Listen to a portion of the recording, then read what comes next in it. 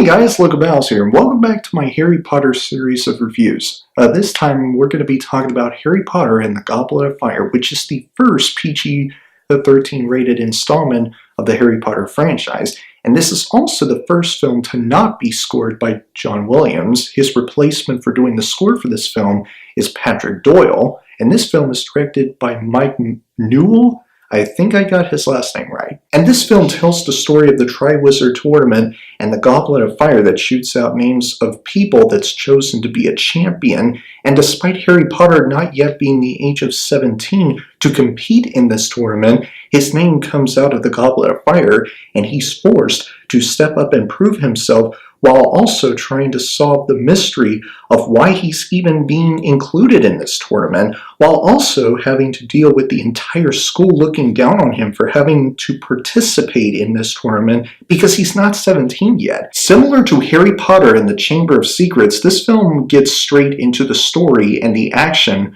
with the Quidditch World Cup, and Harry, Ron, and Hermione went there and watched it, and that leads us to the Death Eaters taking over the Quidditch World Cup area and destroying everything. Now, some people took issue with this scene, saying that it felt abrupt, it felt rushed, just the way that it was executed and the way it was shot and directed.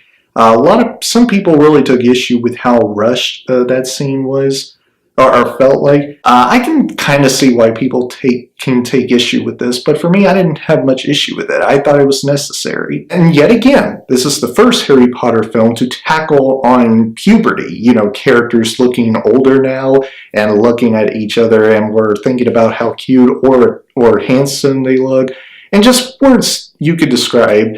And yeah, this film tackles on some average everyday life issues in regards to the relationships that most people have. And that's what I thought this film did really well. It tackles on everyday life relationship issues that we deal with on a regular basis in real life.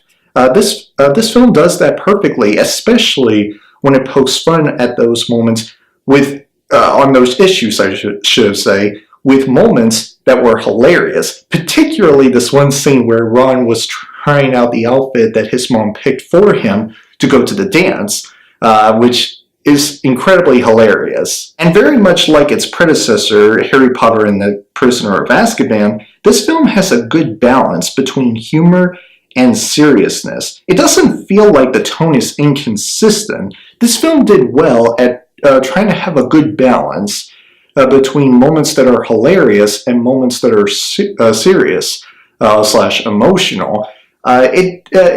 This film had a very good levity that puts you in that makes you feel good at watching this film. It makes you feel good watching this film, even though this is the most darkest Harry Potter film in regards to mature content. And this one scene where Harry was walking with Hagrid and he saw Hagrid's newfound love, and then he was not particularly fond with her at all.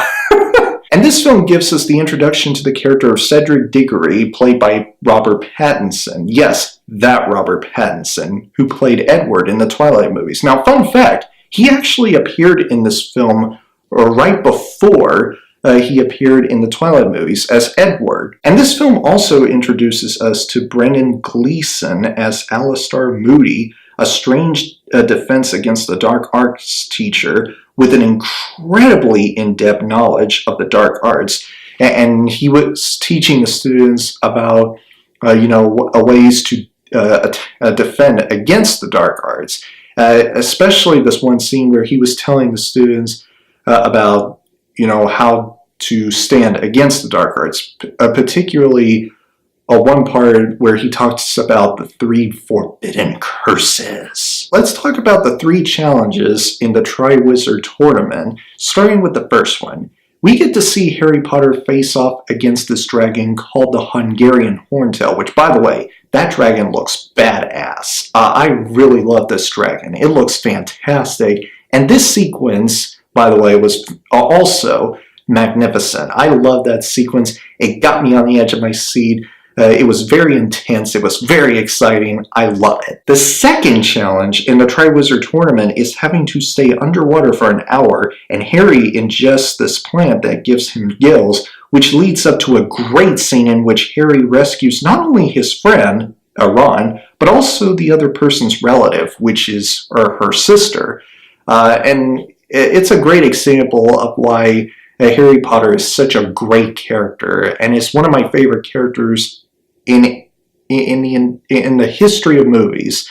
He's just one of my absolute favorites because you really get to be related to Harry Potter, because he's basically the Peter Parker, except in the whole wizarding world of Harry Potter. And the third and final challenge in the Triwizard Tournament is finding the Triwizard Cup in the maze. And that I really gotta say, I was almost speechless.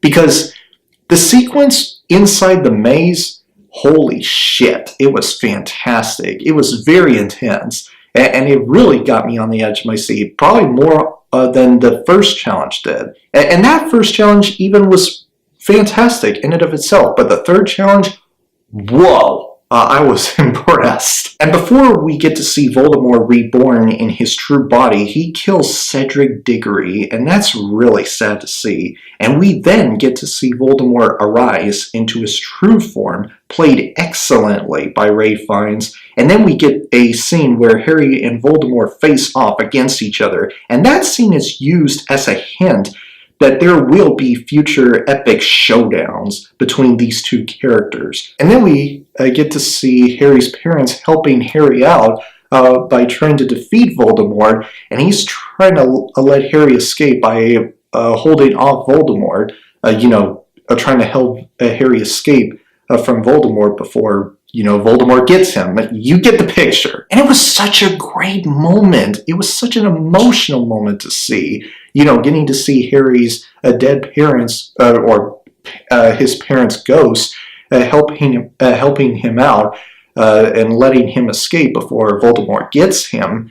It was just so touching to see. And then we get into the finale in which Harry Potter returns back at Hogwarts with Cedric Diggory's body, and he was so dedicated to this role. His acting was so fantastic. You really feel for him in that scene.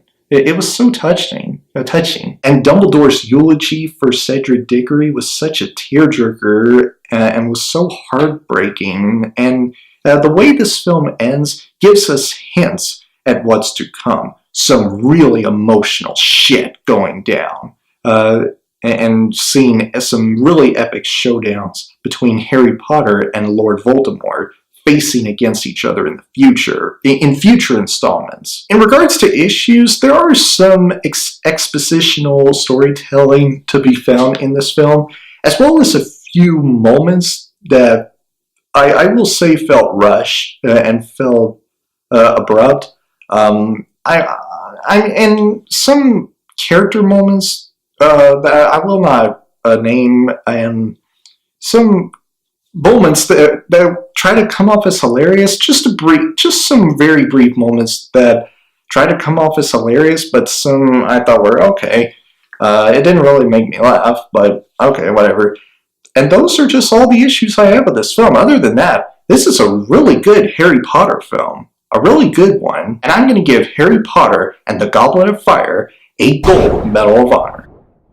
So anyway, guys, that is my review for Harry Potter and the Goblet of Fire. My next review in my Harry Potter series is going to be for Harry Potter and the Order of the Phoenix, which comes out a few days from now. So stay attuned here on my channel for that review.